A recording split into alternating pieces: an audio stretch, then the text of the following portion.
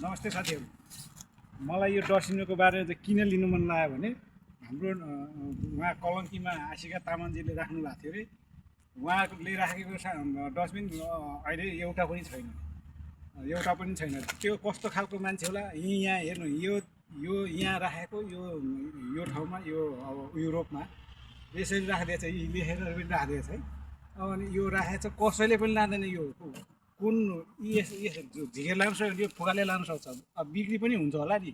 यहाँ कसैले पनि लाँदैन। तपाईँको कुनै सामान बाहिर फ्याल्नु कसैले पनि लाँदैन।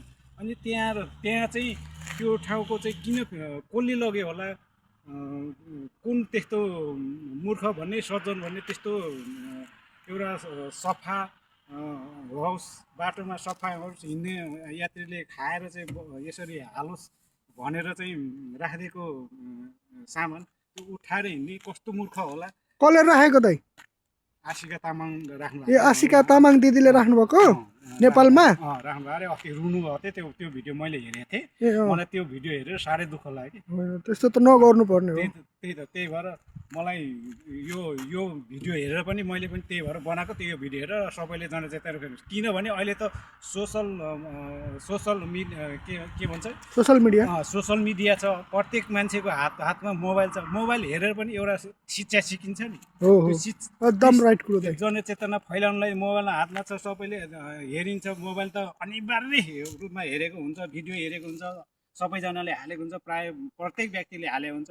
त्यो भिडियो राखेर कसले राम्रो हालेको नराम्रो हालेको, त्यहाँबाट राम्रो के रहेछ नराम्रो के रहेछ भनेर पनि त लिन सकिन्छ। जब फोहोर हाल्ने, बाटोमा सफा होस्, चुरोट खायो भने यहाँ राखिदिने, फोहोर खान्छ यहाँ राखिदिने, थुक्नु पऱ्यो भने यहाँ थुकिदिने, पराग खान्छ पराग खायो भने यहाँ थुकिदिने।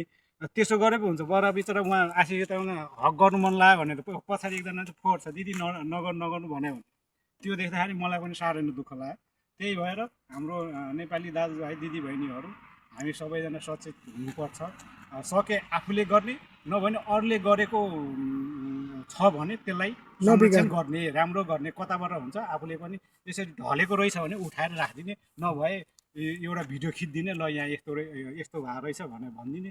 यही नै हाम्रो मानवता, धर्म, स्वच्छ हरभरा नेपाल हुने नै यहीँबाट हो नि। हस् त, धन्यवाद। ओके। कसैले बनाएको संरचनालाई संरक्षण गर्नु पर्यो हैन, बिगार्नु भएन हैन। त्यो हुनुपर्ने। त्यसकै लागि हजुरले भिडियो बनाउनु भएको हो? त्यसकै लागि हो। भनेर त्यसकै जनचेतनाको लागि हो। ल तपाईको लागि कतिको लाइक शेयर आउँदो रहेछ, तपाईले यो भन्नेको कुरो चाहिँ कतिको हैन मान्दो रहेछ मान्छेले।